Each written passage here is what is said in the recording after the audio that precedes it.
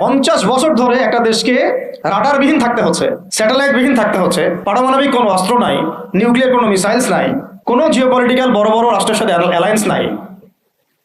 পক্ষান্তরে উল্টা কুফার তাগুত মুশরিকদের দাসত্বে আপনাদেরকে আমাদেরকে নিয়ে গেছে।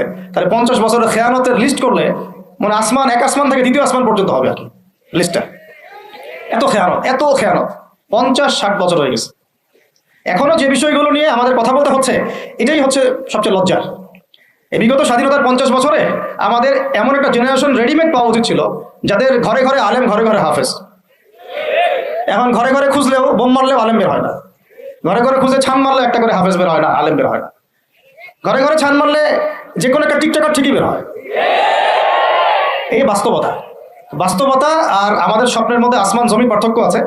এগুলো হাসির কোনো বিষয় না, এটা হচ্ছে বাস্তবতা। মানে পুরা প্রাইমারি স্কুল থেকে শুরু করে প্রাইমারি স্কুলের শিক্ষক, প্রাইমারি স্কুলের টিচার এবং স্টুডেন্ট, হাই স্কুলের স্টুডেন্ট, হাই স্কুলের টিচার, অনার্সের স্টুডেন্ট, অনার্সের টিচার, মাস্টার্সের স্টুডেন্ট, মাস্টার্সের টিচার, তারপরে বিবিএ, এমবিএ, তারপরে যে আপনার প্রাইভেট ইউনিভার্সিটি ইত্যাদি ইত্যাদি, ইভেন বিসিএস সেক্টর, শিক্ষা কমিশন, এমপি, মন্ত্রী, পার্লামেন্ট, সবগুলোকে যদি একটা জায়গায় আপনি বসান, সবাইকে 15-16 কোটি মানুষকে একটা জায়গায় বসান, দেখবেন যে এদের 90% কোরআন তেলাওয়াত করতে পারে না।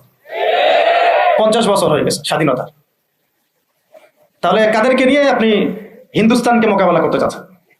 কাদেরকে নিয়ে আপনি যে রামবাম, প্রগতিশীল এবং এই ইসকন টিসকনকে মোকাবেলা করতে চাচ্ছেন? কাদেরকে নিয়ে? আবেগ দিয়ে তো হবে না। আর তাদের ব্যাপারটা তো এতই স্ট্রং, তারা তো এমনভাবে তাদের মানে আগ্রাসন লালন করছে যে ওরা যদি পারতো এখন পুরো বাংলাদেশটাকে ওদের মানচিত্রভুক্ত করে ফেলত। ষড়যন্ত্র কিন্তু এই পর্যন্ত, এটা আমরা বুঝি আর না বুঝি। আর আমরা তো খুব সাম্প্রদায়িক সম্প্রীতির বয়ান দিচ্ছি এখন আর কি। বিগত সময়ে কিছু রাজনীতি হয়েছে জঙ্গিবাদ শব্দটা দিয়ে রাজনীতি করা হয়েছে। থাকুক আর না থাকুক, বায়বীয় ভাবে একটা প্রতিষ্ঠা করার চেষ্টা করা হয়েছে, এটা দিয়ে রাজনীতি করা হয়েছে। সবাই সবার স্বার্থে কথাটাকে ব্যবহার করেছে। আসলে এটা একটা বায়বীয় শব্দ ছিল, কোনো অস্তিত্ব নাই। এখন রাজনীতি করা হচ্ছে নতুন করে সংখ্যালঘু শব্দ দিয়ে। কি দিয়ে? সংখ্যালঘু। তো সংখ্যালঘু শব্দ দিয়ে যে রাজনীতি করা হয়, তো সংখ্যালঘু যারা, তারা সংখ্যাগুরু কমিউনিটির মধ্যে সাইফুর রহমানকে এভাবে দিনে দুপুরে কুপিয়ে হত্যা করে কিভাবে? আমরা তো সংখ্যাগরিষ্ঠ, তো সংখ্যাগরিষ্ঠ মানুষের মধ্যে একজনকে সংখ্যালঘু একজন হত্যা করে কিভাবে? এর আগে ফরিদপুরে হয়েছে, আমরা তখনও সাম্প্রদায়িক সম্প্রীতির বলি আওড়াইলাম। চট্টগ্রামে হইলো, এখনো সাম্প্রদায়িক সম্প্রীতির বলি আওড়াচ্ছি, ঠিক আছে? এবং আমাদের সবাইকে বোঝানো হচ্ছে যে সবাই শান্ত থাকেন, কেউ কোনো রকমের তু শব্দ করবেন। আচ্ছা, করলাম না, তু শব্দ করলাম না, শান্ত থাকলাম, ধৈর্য ধরলাম, ঠিক আছে। এরপরে যদি আরো 10 জনকে মারা হয় তখন? আপনি আমাকে গ্যারান্টি দেন যে মারা হবে না? আপনারা আমাদেরকে গ্যারান্টি দেন যে মারা হবে না? যদি মারা হয় তখন? আপনি বলছেন মারা হবে না ইনশাআল্লাহ, ঠিক আছে। যদি মারা হয় তখন? এখন আমি ধৈর্য ধরলাম, এখন আমি সাম্প্রদায়িক সম্প্রীতির কথা বললাম, এখন আমরা চুপ থাকলাম, কেউ এগ্রেসিভ কোনো ভূমিকায় গেলাম না, এবং যাওয়া উচিত না, ঠিক আছে, খালাস। আর আপনি আমাকে গ্যারান্টি দেন এই ঘটনাগুলো আগামীতে ঘটবে না। প্রশাসন গ্যারান্টি দেন, সরকারে যারা আছেন গ্যারান্টি দেন। দিতে পারবেন? যদি দিতে না পারেন, কেন পারবেন না? যদি দিতে না পারেন, তাহলে গ্যারান্টি কেন দিতে পারবেন না? তার মানে আপনার প্রশাসন ফেল করেছে এখানে। সেই ভাইকে হত্যা করা হয়েছে, সেই ভাইয়ের হত্যাকারী যদি 20 জন 30 জন হয়, প্রশাসনের পক্ষে এটা কোনো বিষয় না 30 জনকে কারাগারে নিয়ে আসা এবং আচ্ছা মতো রিমান্ডে সিদ্ধ ডিম ঢোকানো, কোনো বিষয় না। রিমান্ডে ওলামায়ে কেরামের পা ভেঙে দিতে পারেন, তাহলে এটা কেন পারছেন না? তাহলে আপনারা আসলে আমাদেরকে কানাকে মক্কা দেখাচ্ছেন, এই তো। এখন যদি গ্যারান্টি না দিতে পারেন, তার মানে এই সমস্যাটা থাকতে পারে। গ্যারান্টি না দিতে পারার অর্থই হচ্ছে আপনি নিজেই ভয় পাচ্ছেন, নিজেই আপনি শিওর না যে সমস্যাটা আসবে কিনা। কারণ আপনি জানেন যে আমি সমস্যাটাকে ডিল করতে পারি না, আসতেও পারে, এই জন্য আমি গ্যারান্টি দিতে পারছি না। আমাদের উপদেষ্টাদেরকে বলেন গ্যারান্টি দিতে যে এরকম ঘটনা আগামী তার কখনো ঘটবে না। আমরা তো সবাই শান্ত আছি, কেউ তো একটা টোকাও পর্যন্ত দেয়নি, কাউকে দিয়েছেন? আচ্ছা, ঠিক আছে। আবার আমি প্রশ্ন করছি, যদি গ্যারান্টি না দিতে পারে এবং না দিতে পারাটাই তাদের ব্যর্থতা, এবং এর যদি উপযুক্ত বিচার তারা করতে না পারে, না করতে পারাটাই ব্যর্থতা সংখ্যাগরিষ্ঠ মুসলিম রাষ্ট্রে, তাহলে এই ঘটনা যদি আগামী 1 বছরে, 2 বছরে, 5 বছরে আবারও রিপিটেড হয় এবং একজনের জায়গায় 3 জন, 4 জন, 5 জন, 10 জন পর্যন্ত পৌঁছায়, তখন আপনাদের ভাষাটা কি হবে? তখন আপনারা কি ভাষায় কথা বলবেন আর আমাদেরকে কি বুঝাবেন? এটা আমার প্রশ্ন। আরো প্রশ্ন আছে, সাইফুর রহমান যদি আপনার ছেলে হইতো তাহলে কি হতো? সাইফুর রহমান যদি আমাদের উপদেষ্টাদের কেউ হতো তাহলে কি হতো? সাইফুর রহমান যদি আমাদের যে ওলামায়ে কেরামগণ, শ্রদ্ধার সাথেই বলছি, বিনয়ের সাথে, আপনাদের যদি ছেলে হতো আপনারা কি সেম কথা বলতেন কিনা? সাইফুর রহমান যদি আপনার মেয়ের জামাই হতো তাহলে আপনি সেম কথা বলতেন কিনা? এই জায়গাগুলো তো অনেক গ্যাপস আছে। আমাদের এত স্বার্থপর চিন্তা চেতনা যে আমার তো আর নিজের ছেলে মরে নাই, আমার তো নিজের ভাইকে মারা হয় নাই, আপনি তো তাকে আপনার ভাই মনে করতে পারছেন না। এখন পর্যন্ত আপনি সাইফুর রহমানকে আপনার ভাই মনে করতে পারেন নাই, সবাই চুপ। আর আমাদের কিছু সুরসুরি মানহাজের কিছু মানুষ আছে, সুরসুরি আর গিরগিটি মানহাজ, মানে তাগুতের নাম এক্স হইলেও তার পক্ষে, ওয়াই হইলেও তার পক্ষে, জেড হইলেও তারই পক্ষে, সবসময় চুপ। একদম সুরসুরি মার্কা ঠান্ডা ঠান্ডা মানহাজ মানুষকে দেওয়া হয়, এবং তারা একটু জনপ্রিয়, এই কারণে জনগণও চুপ হয়ে যায়। তাদের একটা স্ট্যাটাস দেখে মানুষ চুপ। হ্যাঁ, আমার তো আকাবির, আমার তো অমুক, আমার স্কলার এই বলছে, আমার শায়েখ এই বলছে, বাস আমি চুপ। আপনি তো নিজের চিন্তাটাকে বিক্রি করে দিয়েছেন মানুষের কাছে, নিজের চিন্তাটাকে আপনি বিক্রি করে দিয়েছেন। একটা সেলিব্রিটি স্কলার এসে একটা স্ট্যাটাস দিল যে সবাই শান্ত থাকেন, কেউ কোনো কথা বলবেন না। কেন কথা বলবো না আমি? শান্ত থাকেন বলার আগে আপনার বলা উচিত ছিল যে আমার ভাইকে এভাবে মারা হয়েছে, আমি তীব্র নিন্দা জানাই এবং এর বিচার আমি দাবি করি। তারপরে আপনি বলতে পারতেন আপনারা শান্ত থাকেন, আমরা বিষয়টা ডিল করছি। এই যে ব্রেন ওয়াশ, এই যে আমাদের একটা জজবাকে এভাবে দমন করে দেওয়া হচ্ছে, এর ফলাফল কিন্তু আপনাদেরকে ভোগ করতে হবে। আচ্ছা ঠিক আছে, 10 জন মারা হলো চুপ করে থাকেন, ভালো কথা। আরো 100 জন মারা হলে তখনই কি চুপ করে থাকবেন? যদি একটা জেলার উপর আক্রমণ হয় তখনই কি চুপ করে থাকবেন?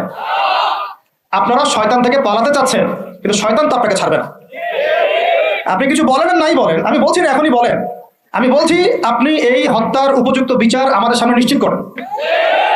জাতির সামনে এই 20-30 জন লোককে হাজির করে প্রকাশ্যে ফাঁসি দিয়ে দেখান যে হ্যাঁ আমরা সাইফুর রহমানের পক্ষে আছি। কিছুই করতে পারেন নাই পর্যন্ত, আপনারা কিছুই করতে পারেন নাই। ফরিদপুরের ঘটনা কিছু করতে পারেন নাই। এরকম ঘটনা বিচ্ছিন্ন না, এরকম ঘটনা বাংলাদেশের লাস্ট 5 বছরে এবং বিগত 15 বছরে অনেকগুলো হয়েছে। কিছু ঘটনা আমরা জেনেছি, কিছু ঘটনা আমরা জানি না, বেশিরভাগই আমরা জানি না।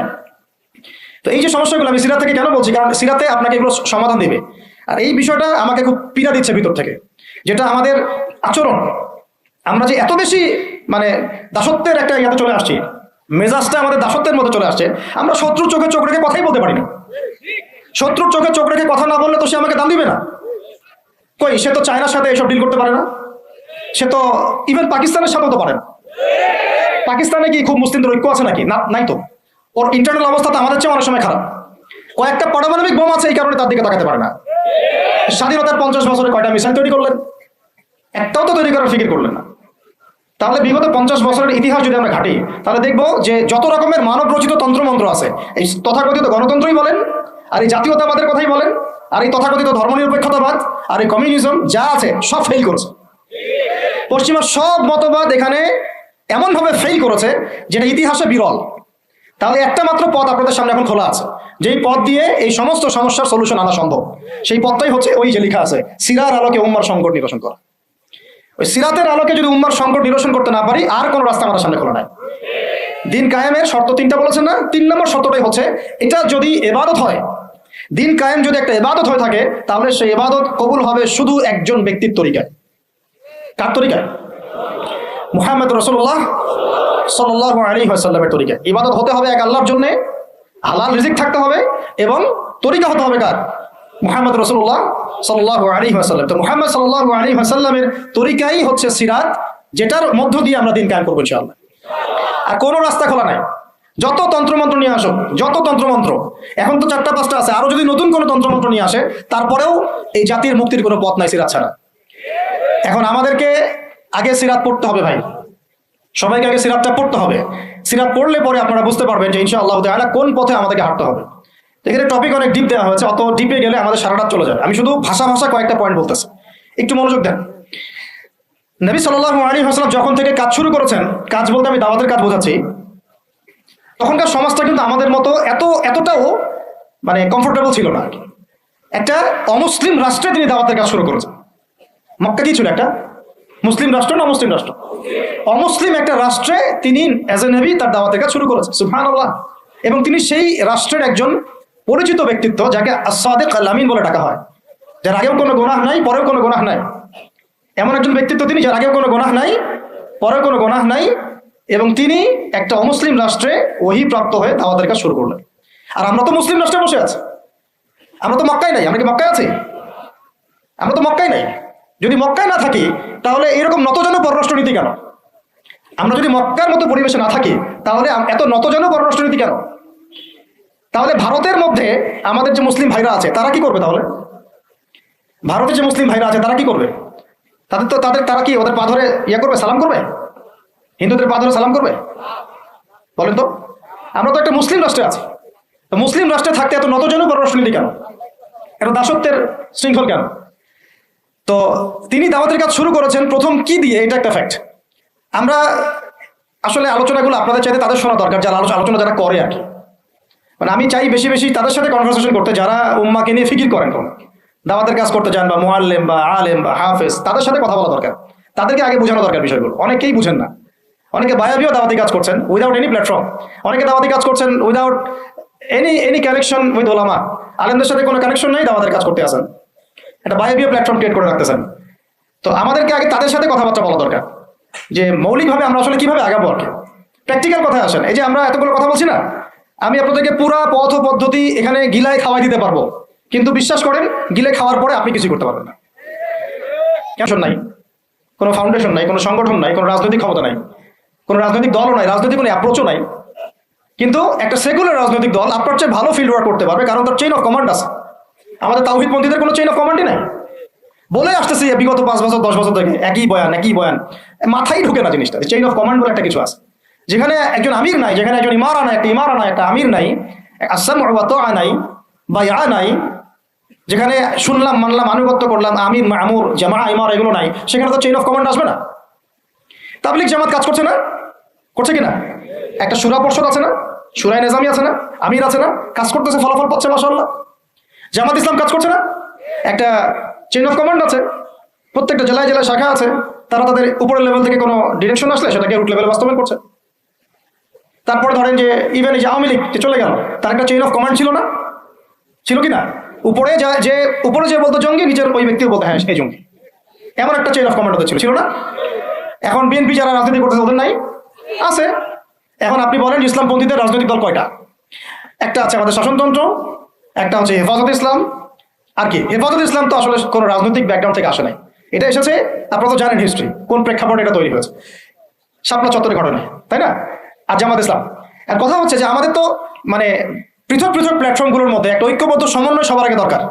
তারপরে আমাদের একটা বৃহত্তর চেইন অফ কমান্ড দরকার। তখন কি হতো যে উপর থেকে একটা কিছু ছেড়ে দিলে একদম নিচ পর্যন্ত আসতে সময় লাগতো না। এখন এগুলোর বাইরে আবার যারা চান যে না কোরআন এবং হাদিস, ইসলামী ইমারা, শরিয়া এগুলো বাস্তবায়ন হবে, দাওয়াতের সাথে সাথে জিহাদ থাকতে হবে, এবং আমরা কোনো গণতন্ত্র, সেকুলারিজম এইসব পশ্চিমা আদর্শে যাব না, তারা ফেসবুকে বায়োবিও ঘুরে বেড়াচ্ছেন। সবাই ফেসবুকে বায়োবিও ঘুরে বেড়াচ্ছেন, ইউটিউবে ইন্ডিভিজুয়ালি কাজ করছেন, সবার নিজস্ব স্বতন্ত্র মার্কাজ, মাক্তাবা ইত্যাদি। কোনো সমন্বিত প্রয়াস নাই। এইভাবে তো হবে না। এইভাবে কি হবে? সর্বোচ্চ এককভাবে কিছু দাওয়াত দেওয়া যাবে। কিন্তু নবী সাল্লাল্লাহু আলাইহি ওয়াসাল্লাম ওহী প্রাপ্ত হওয়ার পরেই দাওয়াতের যে কাজ শুরু করলেন, এটাই চেইন অফ কমান্ড। সুবহানাল্লাহ। একটা জামাতের মধ্যে তিনি সবাইকে নিয়ে আসছেন। খেয়াল করে দেখেন, প্রথম ওহী আসলো কি সংক্রান্ত? ইকরা বিসমি রাব্বিকাল্লাযী খালাক। এই তো পড়ুন আপনার রবের নামে যিনি আপনাকে সৃষ্টি করেছে। তো পড়া তিনি কি পড়তে পারতেন? তিনি তো পড়তে পারতেন না। তিনি তো বলছিলেন যে মা আনা বিকারি, আমি তো পড়তে জানি না, তারপরে তাকেই পড়তে বলা হচ্ছে, আপনি পড়ুন। কারণ এই জ্ঞানতাত্ত্বিক রেভলিউশন ব্যতীত সমাজ সংস্কার সম্ভব না। এখন আমরা সমাজ সংস্কার সবাই করতে যাচ্ছি, কম বেশি সবার জায়গা থেকে, পড়াশোনা কেউ করতে চায় না। আল্লাহর কসম করে বলছি, যারা ইভেন দাওয়াতের কাজ করছে এইসব জায়গায় আমরা যারা দাঁড়ায় আছি না, তাদের অনেকেই ওলামায়ে কেরামের সাথে কোনো তাআল্লুকই নাই, কোনো সিলেবাস নাই, কোনো পড়াশোনা নাই, কোনো ক্রাইটেরিয়া নাই, কোনো অ্যারাবিক শেখার কোনো ফিকির নাই, কোরআন শেখার কোনো ফিকির নাই, তাফসীর শেখার কোনো ফিকির নাই। আমি দাওয়াতের কাজ করতেছি, সুবহানাল্লাহ, মানুষ আমাকে সেলিব্রিটি মনে করে, দ্যাটস অল। এভাবে হয়? এভাবে কি দাওয়াতের কাজ হয়? অথচ নবী সাল্লাল্লাহু আলাইহি ওয়াসাল্লামকে আল্লাহ পাক করতে বলছেন। তাহলে প্রথম দরকার আমাদের জ্ঞানতাত্ত্বিক রেভলিউশন। যেটা বললাম যে বিগত 50 বছরে অলরেডি আমাদের ঘরে ঘরে একজন করে আলেম, একজন করে হাফেজ থাকা উচিত ছিল। এটা বিগত 50 বছরের শিক্ষা সিস্টেমটা এমনভাবে সাজানো হয়েছিল যেটা একটা ধর্ম নিরপেক্ষ শিক্ষা সিস্টেম। এটা এই যে একটা ছেলে বসে আছে 30 বছর বয়স, ওর তো অধিকার ছিল যে সে এসএসসি, এইচএসসি, অনার্স মাস্টার্স লেভেলে এসে কোরআনের অর্থ করার যোগ্যতা অর্জন করবে। এটা তার রাইটস ছিল অ্যাজ এ মুসলিম কান্ট্রির একজন সিভিলিয়ান হিসাবে। তার রাইটস ছিল এটা, যে আমি একজন মুসলিম কান্ট্রির সিভিলিয়ান, আমার রাইটস আছে স্কুলে গিয়ে কোরআন শেখার, কলেজে গিয়ে কোরআনের তাফসীর শেখার, অনার্স লেভেলে গিয়ে হাদিস পড়তে শেখার, হাদিসের মুতাআলা করার। ইভেন সে মাস্টার্সের পরে ইফতা দেওয়ার মতো যোগ্যতা অর্জন করতে পারতো যদি শিক্ষা সিস্টেমটার মধ্যে সমন্বয় থাকতো। কিচ্ছু করা হয়নি এইসব লেভেলে। 50 বছর ধরে এই জাতিকে শিক্ষার অন্ধকারে রাখা হয়েছে।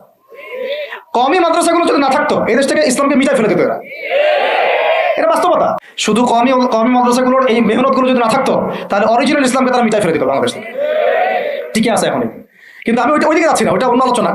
এটা আমাদের ভিতরের কথা হচ্ছে, একজন জেনারেল শিক্ষিত ছেলে যে এদেশের মুসলিম নাগরিক, তার রাইটস আছে প্রাইমারি স্কুলে সে কোরআন তেলাওয়াত করা শিখবে। শিখতে পারে নাই কেন পারে নাই? পিতা মাতাও তো মাশাআল্লাহ সুবহানাল্লাহ সেই কোয়ালিটি। ছেলে 10 বছরে কিছু শিখুক না শিখুক, বাংলা ইংরেজি অঙ্ক তাকে শিখতে হবে। কোরআন হাদিস এগুলো তো কোনো বিষয় না, এগুলো কোনো বিষয় না। আপনাদের কাছে আল্লাহর কসম এগুলো দামি নাই। ওই একদিন দুদিন ওয়াজ মাহফিলে আইসা আবেগ দেখান। কোরআন হাদিসের পরে যদি মহব্বত থাকতো ছেলেকে তো আলেম বানাইতেন আপনি, ছেলেকে তো আপনি একজন হাফেজ বানাইতেন কমপক্ষে। আপনি তো ছেলেকে এমন ভাবে করে তুলেছেন আপনার জানাতেই পড়তে পারবে না। তো আমাদের এই স্কুল কলেজ পড়ুয়া ছেলে মেয়েদের রাইট ছিল এগুলো শিখতে পারে নাই। অনার্সের পরে তার বয়স কত? 20 থেকে 25 বছর। 25 বছরে সে 25টা সূরা জানে না, 25টা সূরার নামই জানে না, 25টা সূরার নাম বলতে পারে না। কোরআন বিধান কায়েম করতে আসছেন আপনি, সুবহানাল্লাহ। 25টা হাদিস বলতে পারেন না, 25 জন নবীর নামও বলতে পারে না। ইভেন আমাদের নবী সাল্লাল্লাহু আলাইহি ওয়াসাল্লামের সিরাতের জীবনীটা, পাতলা কিতাবটাও সে কখনো জীবনে পড়ে দেখে নাই। এই অবস্থা মাস্টার্স বিসিএস সব জায়গায় একই চলছে। বিসিএস এর যে ভাইবা হয় সেখানে ইসলাম ধরা হয়। বিসিএস এর ভাইবা যখন হয় তখন তাকে কোরআন তেলাওয়াত জিজ্ঞাসা করা হয়। তাহলে আপনি কোরআন তেলাওয়াত করতে পারেন না, রাষ্ট্র চালাবেন কিভাবে? কোরআনের সাথে কোনো তাল্লুক নেই। তার মানে আপনাদের কনসেপ্ট হচ্ছে রাষ্ট্র আলাদা, কোরআন আলাদা। মানে রাষ্ট্র চালাতে কোরআন লাগে না, আপনার কনসেপ্ট এটাই। হ্যাঁ, না হলে তো কোরআন আপনি আনতেন সিলেবাসে, তাফসীর আনতেন, হাদিস আনতেন, সিরাত আনতেন। আপনার কনসেপ্ট হচ্ছে রাষ্ট্র আলাদা, কোরআন আলাদা, হাদিস আলাদা, এগুলো পড়াশোনা আলাদা, ব্যাংকিং সিস্টেম, ইকোনমিক্স আলাদা, ইসলাম আলাদা, তাই না? রাজনীতি আলাদা, ইসলাম আলাদা, তারপরে সংস্কৃতি আলাদা, ইসলাম আলাদা, শিক্ষানীতি আলাদা, ইসলাম আলাদা। এই কনসেপ্ট হচ্ছে এদেশের 90% মানুষের কনসেপ্ট। এরা সবাই শিরকের মধ্যে আছে, আল্লাহর কসম করে বলতেছে। এরা সবাই শিরকের মধ্যে আছে, এরা সবাই ধর্মনিরপেক্ষ, সেকুলার। এই বাদ দিয়ে আমরা যারা দাড়ি টুপিওয়ালা কিছু মানুষ আছি, আমরা একটু মৌলবাদী চিন্তা করি আর কি। আমরা চিন্তা করি যে ইসলাম ব্যক্তিগত জীবনেও থাকবে, সংস্কৃতির মধ্যেও থাকবে, শিক্ষানীতিতেও থাকতে হবে, অর্থনীতিতেও থাকতে হবে, ইভেন রাজনীতির মধ্যেও থাকতে হবে। এই কনসেপ্টে না আসলে এখনো মুসলমান হনই নাই। এই কনসেপ্টে না আসা মানে এখন পর্যন্ত কালিমা লা ইলাহা ইল্লাল্লাহ এটা বুঝেনই নাই আপনি, মুখে পড়েছেন, দ্যাটস অল। এই কারণেই তো লা ইলাহা ইল্লাল্লাহ পড়ার পরেও মোদির পা চাটেন বসে বসে। এই কারণেই, কারণ ওই লা ইলাহা ইল্লাল্লাহ তো আপনাকে ওটা শিখাই নাই যে আপনি এক আল্লাহর সার্বভৌমত্বের স্বীকৃতি দেন নাই। এই হলো সমস্যাগুলো। তো সমস্যার গোড়ায় অনেক কথা আছে। এখন নবী সাল্লাল্লাহু আলাইহি ওয়াসাল্লাম কিন্তু দাওয়াতের কাজটা, এই যে সিরাতের আলোকে যেটা বলছেন সমাজ সংস্কার এবং দিন প্রতিষ্ঠা এবং সমকালীন সব সংকট দূর করা, এটা শুরু করতে হবে জ্ঞানতাত্ত্বিক রেভলিউশন থেকে। পড়াশোনা করা শুরু করে দেন, আদারওয়াইজ আপনাদের সামনে ধ্বংস ছাড়া কিছু বাকি নেই। কি পড়াশোনা করবেন? অবশ্যই ইসলামিক কারিকুলাম থাকতে হবে। এরপরে আপনি জেনারেল লাইনের পড়াশোনা করেন, কোনো সমস্যা নাই। আর এই পড়াশোনা একা একা করা যাবে না, ওস্তাদের সহবত লাগবে, ওলামায়ে কেরামের সহবত লাগবে। আমি তো এটা বলি যে আপনি কারো লেকচার শোনার আগে আপনি আগে চেক করবেন যে তার ওস্তাদ কে, কোথায় সেদিন শেখে, কার কাছ থেকে সেদিন শেখে, কোত্থেকে সে এই ইলমগুলো অর্জন করছে, তার লোক কোথায়। আবেগে ভাসলে হবে না এখন বিষয়টা। তো পড়াশোনার এখন যে আরো 20 বছর পড়াশোনা না করে আমি কোনো কাজ করতেই পারবো না এমনটাও না, কিন্তু পড়াশোনা আগে শুরু করেন। এখন আপনার কাজ পড়াশোনা শুরু করা, ইকরা বিসমি রাব্বিকাল্লাযী খালাকের হক আদায় করা এবং ওস্তাদের সহবতে থাকা।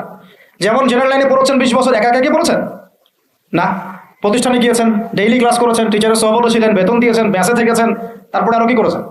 বাবার জমি বিক্রি করে দিয়েছেন, বাবা মায়ের জমি বিক্রি করে।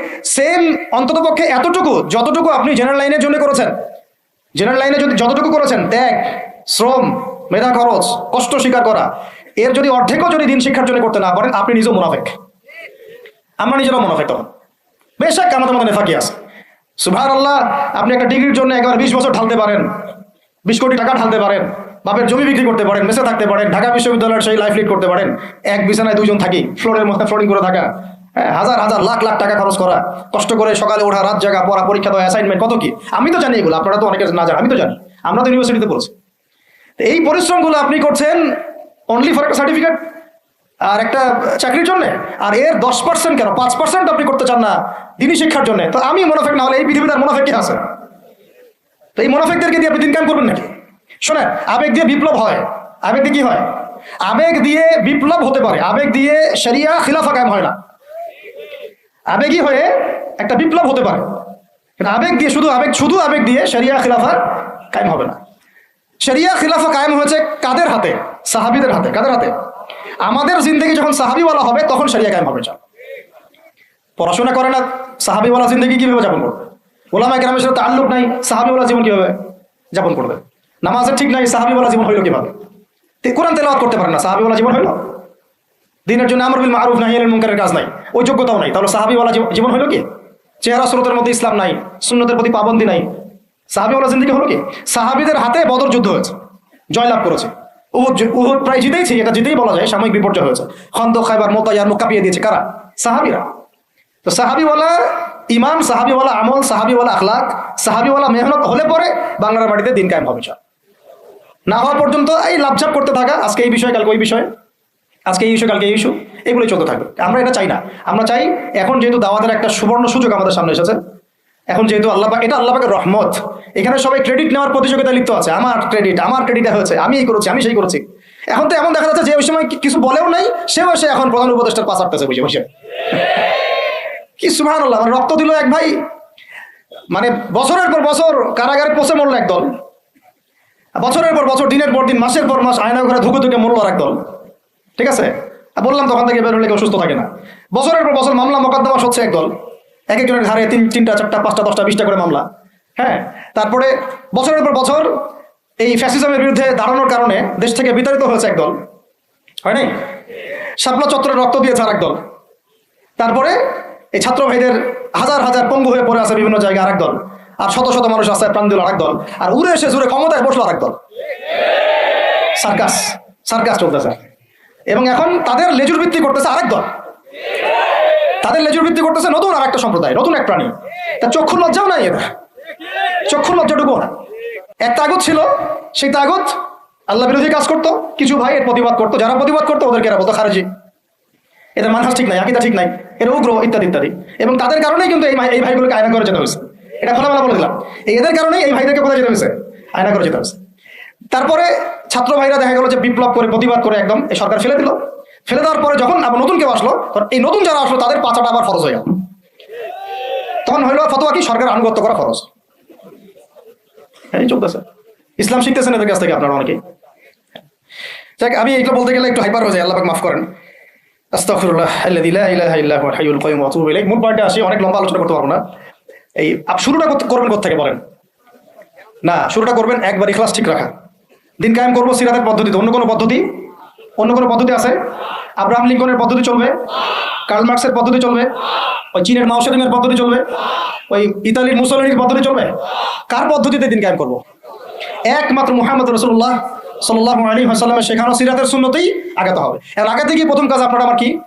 ইখলাস ঠিক রাখা, রিজিক হালাল করা, নবীর তরিকা ফলো করা, তারপরে দ্বীনের ইলম অর্জন করা। একা একা ইলম অর্জন করবেন? ওলামায়ে কেরাম খুঁজে বের করবেন। ওলামায়ে কেরাম সব জায়গাতেই আছে, আলহামদুলিল্লাহ, এটা আমাদের সৌভাগ্য। আর আপনি দেখবেন যে কারা নিজেদেরকে জাহির করে না, মুহাক্কিক ওলামায়ে কেরাম নিজেকে জাহির করেন না। হকপন্থী ওলামায়ে কেরাম যারা, তারা নিজেদেরকে এভাবে জাহির করেন না, ইজহার করেন না যে আমি এত বড় পণ্ডিত, আসো আমার কাছে, এইভাবে তারা কথা বলেন না। তা বরং তারা নিজেদেরকে আড়াল করে চলেন, তারা বিনয়ী হন। এবং আপনারা দেখবেন না যে আহলে ফেসবুক ও জামায়াতের মধ্যে কার পপুলারিটি বেশি, এইটা দেখতে যাবেন না। আপনারা দেখতে যাবেন বড় বড় ওলামায়ে কেরাম কার পিছনে ছোটেন। মুহাক্কিক আলেম খুঁজবেন কিভাবে? আপনি দেখবেন না যে অমুক ভাই তমুক ভাই, আমাদের এই ভাইরা কার পিছনে ছোটে। বরং আপনি দেখবেন যে হ্যাঁ, বড় বড় ওলামায়ে কেরামগণ কার পিছনে ছোটেন, এবং সেই মূল উৎস থেকে জ্ঞান অর্জন করার চেষ্টা করবেন। ইনশাআল্লাহ তৌফিক দান করবেন, আমিন। এটা ছাড়া আপনারা জ্ঞান অর্জন হবে না, এবং জ্ঞানের সাথে যে আদব সেটাও শিখতে পারবেন না। আদবের সাথে তাআল্লুক হচ্ছে তাসাউফের, সেটাও শিখতে পারবেন না। এবং তাসকিয়া অর্জন হবে না। আল্লাহ পাক আমাদেরকে তাসকিয়া অর্জন করে তৌফিক দান করুন। ইলম শিখবো, তারপরে কাজ হচ্ছে আমাদের আমল বাড়িয়ে দেওয়া। আল্লাহ নবী সাল্লাল্লাহু আলাইহি ওয়াসাল্লাম সাহাবায়ে কেরামকে শুধু জ্ঞান শিখতেন নাকি আমলও করতেন?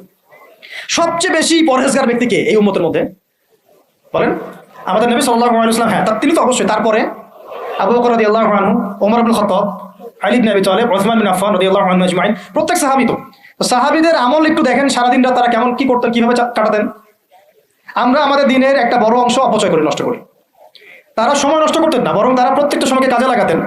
প্রত্যেকদিন একদিন ওই হাদিসটা আপনারা তো জানেন, একদিন নবী সাল্লাল্লাহু আলাইহি ওয়াসাল্লাম বললেন, আজকে জামাতের সাথে নামাজগুলো পড়েছে কে? আবু বকর রাদিয়াল্লাহু আনহু হাত তুললেন, আমি পড়েছি। আজকে সদকা করেছে কে? আমি। আজকে সওম রেখেছে কে? আমি। আজকে জানাজায় শরীক হয়েছে কে? আমি। এরকম অনেকগুলো আমলের কথা নবীজি বলেন, সবগুলোই দেখা গেল আবু বকর রাদিয়াল্লাহু আনহু করেছে। সুবহানাল্লাহ, একদিনে সব আমল। এভাবে তারা দিন কাটাতেন। আপনি আর আমি যদি জুমার দিনে মসজিদে আসি তাহলে তো সমস্যা ভাই, আমাদের দ্বারা তো হবে না। আল্লাহ পাক আমাদেরকে যেন ইসলাহ করার তৌফিক দান করেন, আমিন। আমল বাড়িয়ে দেওয়া। এবার দেখেন, এবার এই জায়গাটুকু বুঝেন, নবী সাল্লাল্লাহু আলাইহি ওয়াসাল্লাম দাওয়াতের কাজ শুরু করে প্রথমেই প্রকাশ্যে দাওয়াত কিন্তু দেন নাই। প্রথমে তিনি 3 বছর, কত বছর? তিনটা বছর তিনি গোপনে দাওয়াত দিয়েছেন। কত বছর? 3 বছর গোপনে দাওয়াত দিয়েছেন। এখন এই গোপনে দাওয়াত দেওয়ার পরিবেশ আমাদের এখানে দরকার নাই। কেন নাই? কারণ আমাদের এখানে স্পষ্ট দাওয়াত হয়ে গেছে না? এখন তো আমাদের এখানে মক্কার মতো অবস্থা না যে আবার প্রথম 3 বছর গোপনে দাওয়াত দিতে হবে কি? এখন আরো বরং প্রকাশ্যে দাওয়াত দিতে হবে, আলহামদুলিল্লাহ। এই যে বলছিলাম যে এটা আল্লাহ পাকের রহমত যে আমরা এই সময়টা পেয়েছি, এখানে কারো কিন্তু ব্যক্তিগত কোনো ক্রেডিট নেওয়ার সুযোগ নাই। এই যে এখন দাওয়াতের একটা উত্তম প্ল্যাটফর্ম পাওয়া যাচ্ছে, ক্ষেত্র পাওয়া যাচ্ছে, খোলাভাবে কথা বলা যাচ্ছে, এটা কার রহমত? এটাকে কাজে লাগিয়ে আরো 5 বছর 10 বছর আমাদেরকে দাওয়াত দিতে হবে ইনশাআল্লাহ। কিসের দাওয়াত? দিন কায়েমের দাওয়াত। কিসের দাওয়াত? ইসলাম ব্যক্তি জীবনে আছে, ইসলামকে এখন নিয়ে যেতে হবে সমাজে, ইসলামকে নিয়ে যেতে হবে অর্থনীতিতে, ইসলামকে নিতে হবে রাজনীতির মধ্যে। ইসলাম যখন সমাজে, অর্থনীতিতে, সংস্কৃতিতে, শিক্ষানীতিতে এবং রাজনৈতিক ক্ষেত্রে যাবে, তখন আমরা ইনশাআল্লাহ চূড়ান্ত বিজয় লাভ করবো ইনশাআল্লাহ। এখন যদি পার্শ্ববর্তী শত্রু রাষ্ট্রগুলো আমাদেরকে আক্রমণ করে, আপনি তো ব্যক্তিগতভাবে জিহাদের ঘোষণা দিতে পারবো না, পারবেন? কিন্তু এখন যদি আমার আপনার হাতে রাজনৈতিক ক্ষমতা থাকতো, তাহলে আমরা দেখাই দিতাম যে একজন সাইফুরকে মারলে কতজনের লাশ পড়ে। একজন ফেলানিকে যদি কাঁটাতারে ঝুলাই দেওয়া হয়, ওরকম 10টা বিএসএফকে মারার ক্ষমতা আমাদের আছে। এই শক্তি সামর্থ্য আমাদের ভাইদের আছে। আমাদের দাওয়াতের কাজ শুধু আমভাবে জনগণের মধ্যে করলে হবে না, পুলিশের মধ্যে দাওয়াতের কাজ করতে হবে, র্যাবের মধ্যে দাওয়াতের কাজ করতে হবে, আমাদের আনসারদের মধ্যে দাওয়াতের কাজ করতে হবে, বিজিবির ভাইদেরকে প্রশিক্ষিত করতে হবে। সবচেয়ে বড় কথা, আমাদের সেনাবাহিনীকে, বিমান বাহিনীকে শক্তিশালী করতে হবে। অত্যাধুনিক অস্ত্র তাদের হাতে থাকতে হবে এবং তাদের মধ্যে সবকিছুই আছে মাশাআল্লাহ, পটেনশিয়াল আছে, প্রতিভা আছে, শারীরিক শক্তি আছে, ট্রেনিং আছে। ইমানটাকে মজবুত করতে হবে তাদেরকে ইমানের দাস দেওয়া লাগবে। আপনারা যারা শুনবেন এগুলো লেকচার অনলাইনে গেলে শুনবেন, তারা ইনশাআল্লাহ শুধুমাত্র জাতিসংঘের একটা মিশনকে জীবনের লক্ষ্য বানাবেন না। আপনারা জাতিসংঘের একটা মিশনে যাওয়া আপনার জীবনের লক্ষ্য না। আপনাকে যদি আল্লাহ পাক প্রশাসনিক দায়িত্ব দিয়ে থাকেন, আল্লাহর জন্য শহীদ হওয়াটা আপনার জীবনের সবচেয়ে বড় সৌভাগ্য। এইদিকে আমরা তো তাদেরকে এখন হাঁটাতে পারছি না, কারণ ওই ক্ষমতা আপনার আমার হাতে নাই। ইসলামকে ওই রাজনৈতিক জায়গায় নিতে হলে সিরাতের সুন্নতে আগাতে হবে। আল্লাহ পাক তৌফিক দান করুন। এবার প্রকাশ্যে দাওয়াত শুরু হলো 4 নম্বর বছর থেকে 10ম বছর পর্যন্ত। এই প্রকাশ্যে দাওয়াত যখন শুরু হয়েছে, তখনই ব্যাপক নির্যাতন শুরু হয়েছে, ব্যাপক নির্যাতন। এই অবস্থানটা আমরা পার করেছি বিগত সময়গুলোতে, এখনো পার করছি, তাই না? এই অবস্থাটা কিন্তু আমরা আগেও পার করেছি, এখনো পার করছি। যারাই প্রকাশ্যে পরিপূর্ণ ইসলামের কথা বলছেন বা বলেছেন, কোনো না কোনোভাবে তারা হ্যারাসমেন্টের শিকার হয়েছে, কোনো না কোনোভাবে, ফিজিক্যালি অথবা মেন্টালি অথবা রাজনৈতিকভাবে অথবা মামলা মোকদ্দমা অথবা গুম অথবা একেবারে ক্রসফায়ার অথবা দেশ ত্যাগ, কিছু না কিছু ওদের তাকদিরে নসিব হয়েছেই। এটা তরুণরা একটু ভালো করে বুঝবেন। মক্কায় কত বছর ছিলাম আমরা? 13 বছর। কত বছর? 13 বছর। এই 13 বছরে কিন্তু আমাদের কোনো রাজনৈতিক ক্ষমতা ছিল না, ছিল কোনো রাজনৈতিক ক্ষমতা ছিল না, এমনকি কোনো সামাজিক ক্ষমতা আমাদের ছিল না। আমরা দাওয়াতের কাজ করছিলাম, তাবলীগের মেহনত করছিলাম এবং তাজকিয়া অর্জন হচ্ছিল, কোরআন শেখানো হচ্ছিল, দারুল আরকামে দিনের মোজাকারা প্র্যাকটিস হচ্ছে। আমাদের কিন্তু কোনো রাজনৈতিক ভিত্তি মক্কায় নাই। এই কারণে মক্কাতে কিন্তু সশস্ত্র জিহাদের আয়াত নাজিল হয় না, হয়েছে? হয় না। মদিনায়, এখন মদিনা থেকে যখন 6 জন যুবক আসলেন, এই 6 জন যুবকের নেতার নাম আসাদ বিন জুরারা রাদিয়াল্লাহু আনহু। তো তিনি এসে যখন বায়াত করছেন নবীর কাছে, তো তিনি আগে থেকে জানতেন যে শেষ জামানায় একজন নবী আসবে। কি আসবে? ঠিক আমরা এখন যেমন জানি যে শেষ জামানায় একজন নবী আসবেন, তার নাম হচ্ছে ঈসা আলাইহিস সালাম, যার হাতে বাইতুল মুকাদ্দাস বিজয় হবে এবং এই জায়গায় তিনি ইসলামী খেলাফত কায়েম করবেন, যিনি মাসিহুদ দাজ্জালকে হত্যা করবেন। তারও আগে যেমন ইমামুল মাহদি আসবেন। এটা আমরা যেমন জানি, ওই 6 জন যুবক আগে থেকে জানতেন যে শেষ জামানায় একজন নবী আসবেন কুরাইশদের সবচেয়ে বড় গোত্র থেকে, এবং যার নাম হবে আহমদ। কি নাম হবে? এটা তারা কোথা থেকে জানছেন? আগে তাওরাত ইনজিলে লেখা আছে, আগে তাওরাতে ইনজিলে লেখা আছে। এই জন্য আমরা বলি যে শেষ জামানার জ্ঞান অর্জন করাটা খুব জরুরি, না হলে আমরা কখন কি হচ্ছে এটা মোটটা বুঝতে পারবো না। এই পড়াশোনাগুলো আমাদের সিলেবাস থেকে আমরা উঠিয়ে দিয়েছি। আমি খুব দুঃখ পাই একটা জিনিস দেখলে, ইভেন মাদ্রাসা সিলেবাসে দাজ্জাল কেন্দ্রিক কোনো সাবজেক্ট নাই, থাকা দরকার ছিল, কারণ শেষ জামানার সবচেয়ে বড় ফিতনাই তো দাজ্জাল। ওইটা সম্পর্কে আমার আলোচনা দরকার ছিল তো, এবং ওই সংক্রান্ত হাদিসগুলো অনেক মিস্টেরিয়াস, ওগুলো অনেক ব্যাপার আছে, ব্যাখ্যা বিশ্লেষণ জানা দরকার সবার। আমরা এটা আলোচনা করছি না। আর আপনাদের শিক্ষা সিস্টেমে তো নাই, জেনারেলদের মধ্যে তো নাই। এখানে তো বললাম 25 বছরের সিরাতই নাই। যাই হোক, আল্লাহ পাক যেন এমন শিক্ষানীতি আমাদেরকে প্রণয়ন করার তৌফিক দান করেন, যার মধ্য দিয়ে একজন ব্যক্তি উভয় শিক্ষা শিক্ষিত হবে ইনশাআল্লাহ। এই যে ইয়াসরিবের 6 জন যুবক, তারা যখন ইসলাম কবুল করে চলে গেল, তারা বসে থাকে নাই। যুবকরা এটা ভালো করে শুনে, তারা ইসলাম কবুল করার পরে কেউ বসে থাকে নাই, তারা দাওয়াতের কাজ করতে থাকলেন। মদিনায় কি? কোথায়? মক্কাও অমুসলিম রাষ্ট্র, মদিনাও কি তখন কিন্তু অমুসলিম রাষ্ট্র, তখন কিন্তু সবাই মদিনায় ইসলাম কবুল করে নাই। আর আমরা বসে আছি বাংলাদেশে মুসলিম রাষ্ট্রে, তাও দাওয়াতের কাজ নাই। কথা বুঝতে পারছেন? তারা অমুসলিম রাষ্ট্রে নিজের জীবনের ঝুঁকি নিয়ে, তারা তো তখন সবাই কাফের, মুশরিক, তাই না, মূর্তি পূজারী, তাদের মধ্যে দাওয়াতের কাজ করেছে। যেমন ভারত একটা রাষ্ট্র, এটা একেবারে মূর্তি পূজারী রাষ্ট্র, তাই না, গরুর গোবর টোবর খেয়ে বেড়াচ্ছে। তো এইরকম রাষ্ট্রে তারা দাওয়াতের কাজ করেছেন, তাওহীদের কালিমা লা ইলাহা ইল্লাল্লাহর কথা বলেছেন। আর আমাদের এই দেশে কথা বলতেই কলিজা কাঁপে। বিষয়টা বুঝতে পারেন, তারা সাহাবীদের সাথে আমাদের কত পার্থক্য, তাই না? তো তারা ওই মদিনায় এবার দাওয়াতের কাজ করতে থাকলেন। আর দাওয়াতের কাজ করতে করতে পরের বছর 12 জনকে ইসলাম কবুল করালেন। কতজন? এবার 12 জন মিলে আবার আসছেন পরের বছর আকাবার বায়াতে। এই 12 জনকে নবী সাল্লাল্লাহু আলাইহি ওয়াসাল্লাম বায়াত করালেন। বায়াত একটা কিন্তু গুরুত্বপূর্ণ বিষয় ইসলামে। আপনি মুখে মুখে একজনকে ভালোবাসেন, হ্যাঁ অমুক আলেমকে আমি খুব ভালোবাসি, অমুক ওস্তাদকে, অমুক শাইখকে আমি খুব ভালোবাসি, কিন্তু আপনি তার হাতে বায়াতবদ্ধ না। এই ভালোবাসা একদিন থাকবে, একদিন নাও থাকতে পারে, ঠিক আছে? কিন্তু আপনি যখন কোনো মুহাক্কিক, কোনো আলেমের কাছে, কোনো বুজুর্গের কাছে, আল্লাহর ওলির কাছে বায়াতবদ্ধ থাকবেন, আপনার জীবনটা একটা গুছানো শৃঙ্খলার মধ্যে থাকবে। তার মাশওয়ারা ছাড়া আপনি ডানে ভাবে তখন উঠতে পারবেন না। এটা জরুরি জিনিস ছিল, এটা আমরা স্কিপ করেছি। আর এটাকে অনেক কিছু কিছু কিছু ক্ষেত্রে কিছু ভণ্ড পীর নিয়ে নিয়েছে আর কি, তখন ওটা বিতর্কিত হয়ে গেছে। কিন্তু এটা কিন্তু একটা গুরুত্বপূর্ণ কাজ ছিল।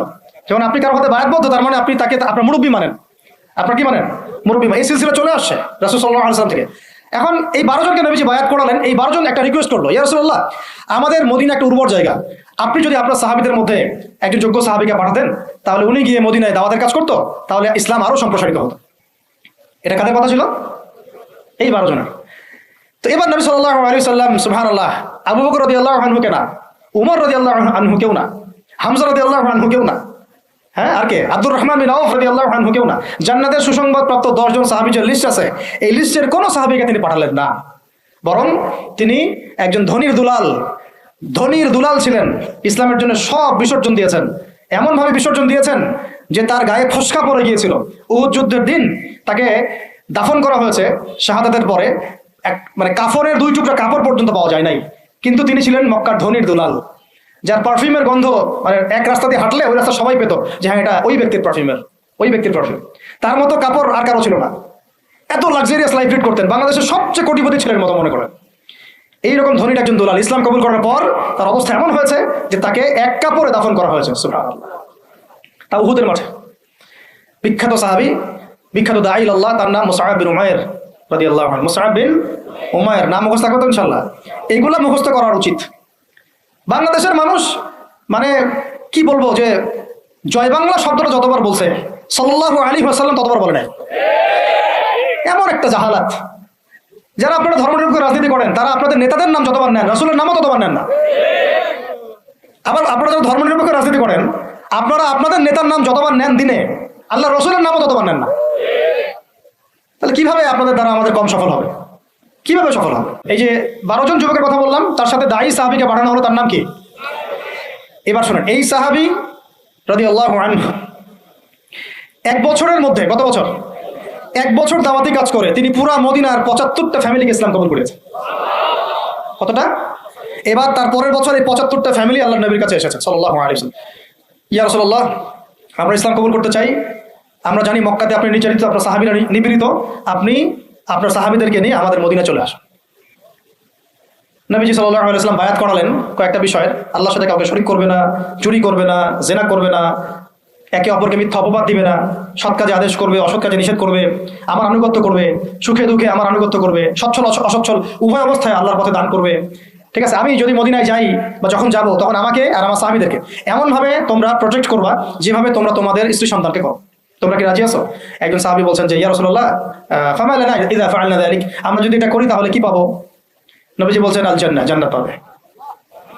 কিভাবে? জান্নাত পাবে।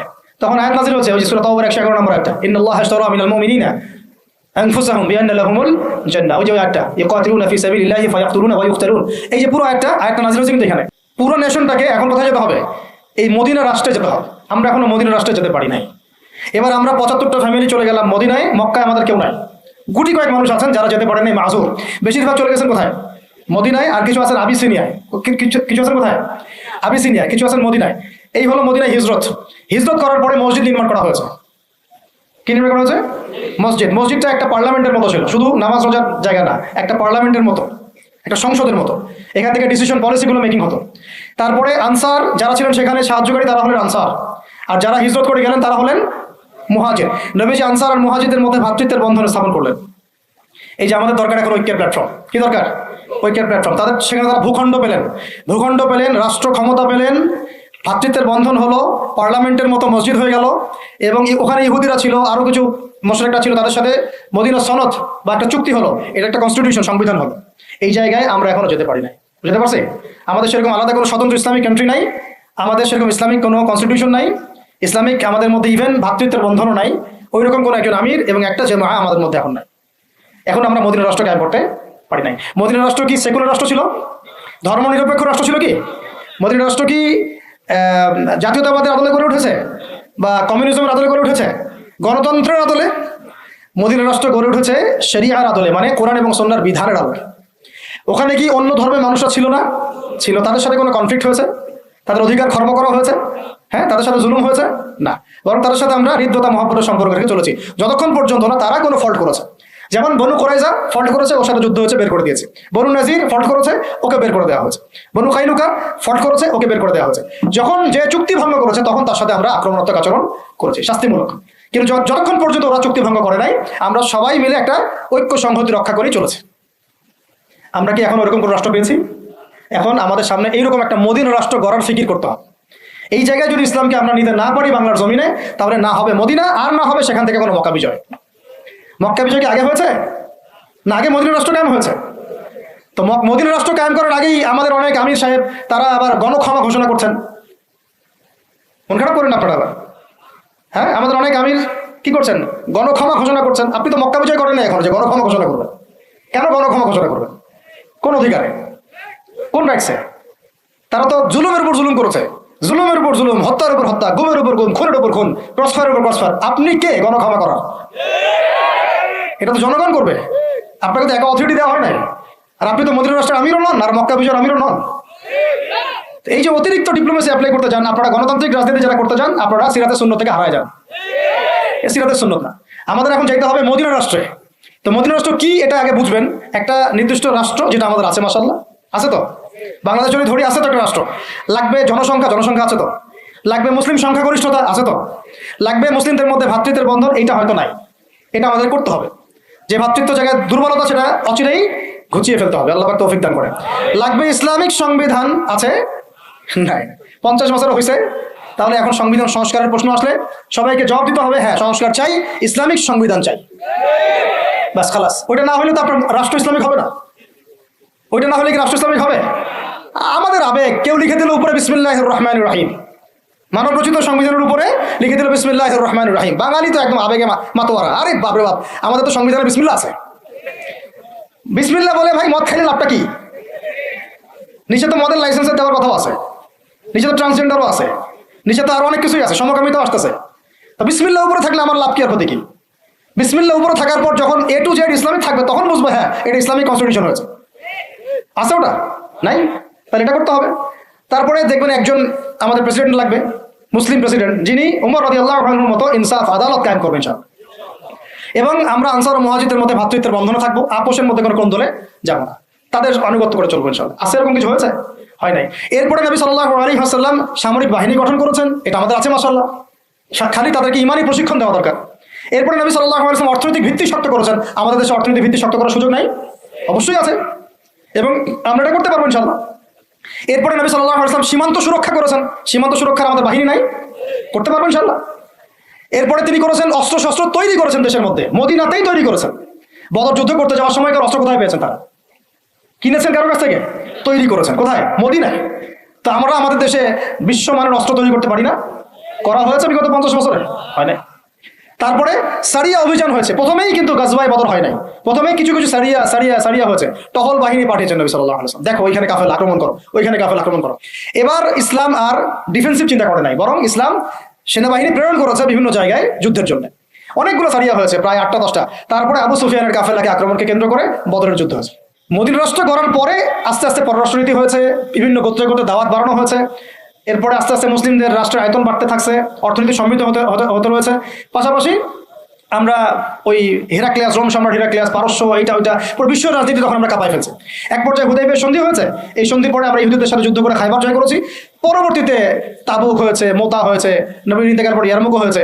এর মাঝখানে আপনার ওই চুক্তির যে দফাগুলো ছিল হুদাইবিয়ার, ওটা ভঙ্গ করার কারণে মক্কা আক্রমণ করা হয়েছে, মক্কা আমরা বিজয় করেছি। এটা সংক্ষেপে বললাম, ইনশাল্লাহ কোনো একদিন আরো বিস্তারিত কথা হবে। মূল কথা হচ্ছে এই যে মদিনা রাষ্ট্র থেকে মক্কা বিজয়, এই পর্যন্ত কিন্তু অনেক ঘটনা ঘটেছে।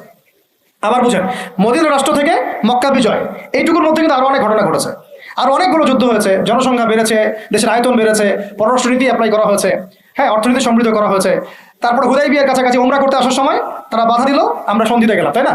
10 বছর কেউ কারোর সাথে যুদ্ধ করবো না, তোমার কেউ আসলে আমি ফিরাই দেবো, আমাদের মুসলিমদের কেউ গেলে ফিরাই দিবা না, ঠিক আছে? এরকম কিছু চুক্তি ছিল হুদাইবিয়ার মধ্যে।